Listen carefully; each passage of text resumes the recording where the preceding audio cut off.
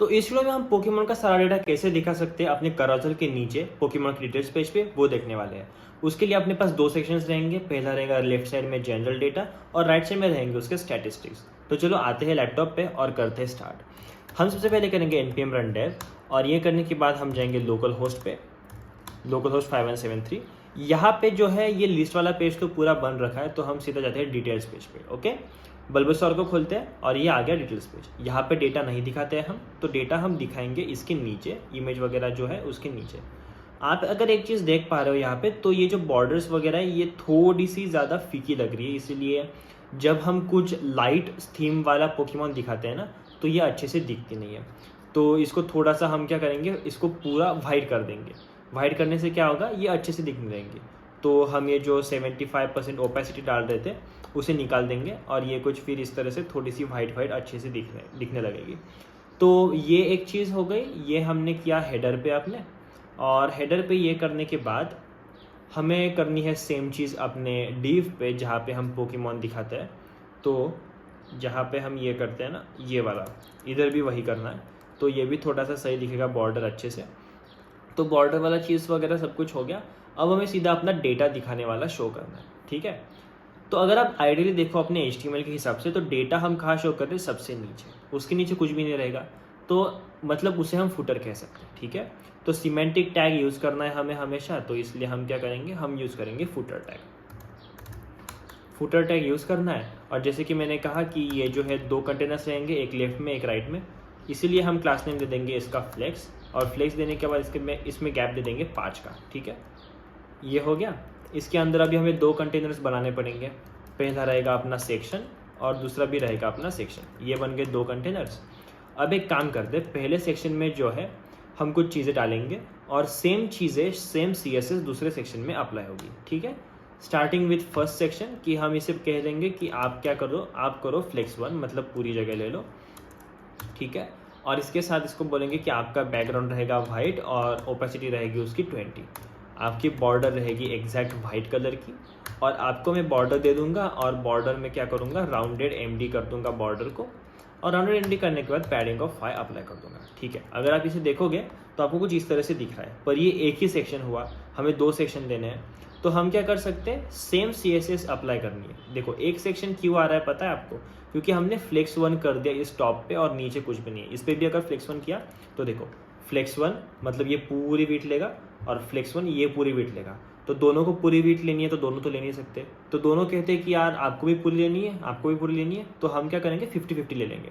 तो इसकी वजह से ये 50-50% बीट लेता है और कुछ इस तरह से दिखने लगेगा। ओके, आई होप सेंस बना रही है चीज़ें। तो ये हो गया। अब बस क्या करना है, इसके अंदर डेटा दिखाना है। सबसे पहले वाले डिव के अंदर हम क्या करेंगे, जनरल डेटा दिखाएंगे। जनरल डेटा क्या क्या होगा, उसका टाइप रहेगा, उसका एक्सपीरियंस रहेगा, उसका वेट रहेगा, उसकी हाइट रहेगी। और ये सारा डेटा तो सेम है, तो इसके लिए सेम CSS अप्लाई करना पड़ेगा। तो सबसे पहले हम पहले वाली चीज़ का, जो कि अपना नॉर्मल कुछ है, उसका कर लेते हैं और उसके आगे जाके कॉपी पेस्ट करेंगे और 4 चीज़ें एंटर कर देंगे। सबसे पहले मैं इसको करूँगा फ्लेक्स के बाद करूँगा आइटम सेंटर और जस्टिफाई करूँगा इसको बिटवीन, क्योंकि मुझे देखो यहाँ पे लेफ्ट हैंड साइड में, यहाँ में अगर आपको दिखाऊँ तो इस एरिया पे मुझे दिखाना है टाइटल और इस पे दिखानी है उसकी वैल्यूज़, ठीक है। तो इसके लिए हमने ये कर दिया, जस्टिफाई बिटवीन कर दिया। और सेफ साइड रखने के लिए हम गैप दे देते 2 का, ताकि अगर ये पास भी आ जाए तो फिर एक दूसरे के अंदर घुस ना जाए, ठीक है। अब P दे देंगे, P टैग में बोलेंगे कि ये जो है ये रहेगा टेक्स्ट लार्ज, और टेक्स्ट लार्ज रहने के बाद इसका रहेगा फॉन्ट मीडियम, और टेक्स्ट रहेगा ग्रे इसका 900, ठीक है। और इसमें मैं कुछ टाइटल वगैरह दे सकता हूँ। और सिमिलरली जो वैल्यूज़ है उसके लिए भी हमें CSS अप्लाई करनी पड़ेगी। तो P टैग में हम दे देंगे कि इसका भी टेक्स्ट रहेगा लार्ज, और टेक्स्ट लार्ज लेने के बाद हम कर देंगे फॉन्ट मीडियम इसका, और ये करने के बाद इसका भी करेंगे टेक्स्ट ग्रे 900, ठीक है। तो ये चीज़ हो गई। अब आप देख सकते हो कि यार ये तो सेम CSS है, तो इसे हम पेरेंट पे डाल सकते हैं ताकि चाइल्ड इनहेरिट कर ले। तो हम बस वही करने वाले हैं कि ये जो CSS है यहाँ पे अप्लाई की गई P टैग में, उसे यहाँ पे ऊपर अप्लाई कर देंगे, ओके। और अब हमें क्या करना है, अब हमें इसके 4 इंस्टेंसेस बनने, 1 2 3 4, ये 4 इंस्टेंसेस बना दिए। अब हमें बस डेटा डालना है यहाँ पे। सबसे पहले हम दिखाएंगे पोकेमॉन का टाइप, उसके बाद दिखाएंगे पोकेमॉन का एक्सपीरियंस, EXPE आ रहा है ये एक्सपीरियंस। इसके बाद दिखाएंगे उसकी हाइट और इसके बाद दिखाएंगे उसका वेट। ठीक है, ये हो गया। तो एक्सपीरियंस कहाँ से आता है? एक्सपीरियंस आता है पोकेमॉन डॉट बेस एक्सपीरियंस से। उसकी हाइट कहाँ से आती है? हाइट आती है पोकेमॉन डॉट हाइट से। और वेट कहाँ से आता है? वेट आता है इसका पोकेमॉन डॉट वेट से। ठीक है, ये चीज़ें दिखने लगेंगी अभी। नाइस। अब टाइप नहीं दिख रहा, वो एक दिक्कत है। तो टाइप के लिए थोड़ा सा ट्रिकी पार्ट ये है कि जो ये पोकेमॉन डॉट टाइप है ना, वो देखो एरे है। अगर आप यहाँ पे देख पा रहे हो, ये देखो एरे है। तो इससे हम क्या कर लेंगे? एरे पे कर लेंगे मैप और इस पे ले लेंगे टाइप। और टाइप को कैसे रिटर्न करेंगे? हम सीधा टाइप में कुछ HTML वगैरह के साथ रिटर्न कर सकते हैं, कुछ इस तरह से। Okay, type dot name. ठीक है, ओके, मैंने बस टाइप ले लिया। देखो यहाँ पे क्यों ऐसा किया मैंने?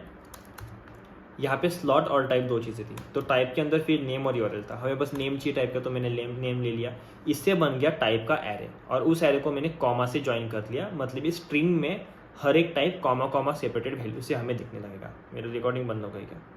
नहीं, चालू है। ठीक है, ये दिखने लगेगा कुछ इस तरह से। यहाँ पे आते, पर ये तो अभी लोअर केस में, तो इसे अपर केस में करना पड़ेगा। तो यहाँ पे मैं कैपिटलाइज फंक्शन डाल देता हूँ, CAPITL कैपिटलाइज। ठीक है, तो ये कैपिटलाइज हो जाएगा। ठीक है, ये साइड का तो दिक्कत नहीं रहा अभी कुछ, ये साइड हो गई। अब अगली साइड में करते हैं। अब स्टैटिस्टिक्स दिखाने हैं पोकेमॉन के, तो वो तो बहुत ही ईजी है। क्यों? क्योंकि हमारे पास सीधा है पोकेमॉन डॉट स्टैट्स। पर स्टैट्स जो है वो क्या है? वो अगेन एरे है पोकेमॉन स्टैट्स का। तो उस पर हमें मैप करना पड़ेगा। और मैं यहाँ कहूँगा स्टैट्स, स्टैट कहूँगा बस। ठीक है, मैंने इसको स्टैट कह दिया।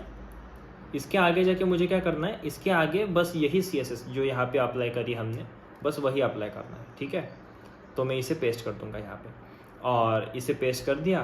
तो यही सारी चीज़ें थी, फॉन्ट लार्ज वगैरह वगैरह वगैरह।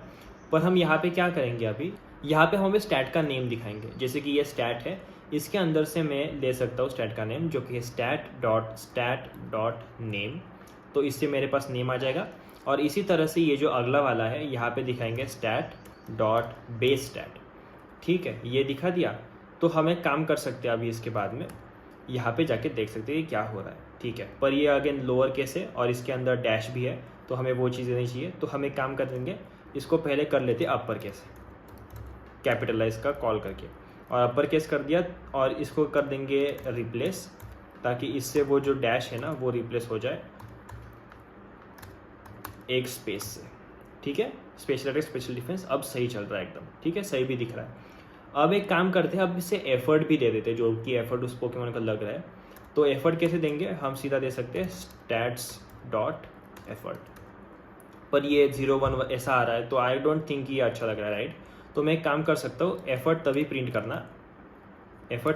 करना जब एफर्ट हो, नहीं तो आप इसे ब्लैंक छोड़ सकते हो। ठीक है, ये इसे कह दिया।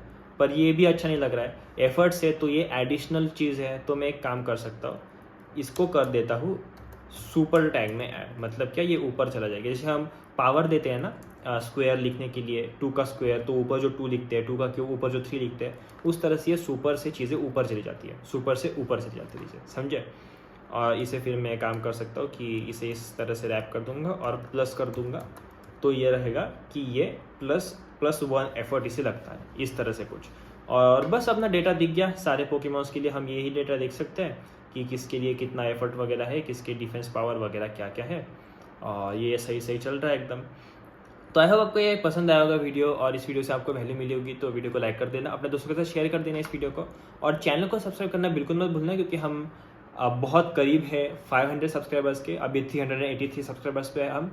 तो जल्दी से अगर आप 21 मार्च तक करवा दोगे 500, तो मेरे लिए मेरा बर्थडे गिफ्ट बन जाएगा।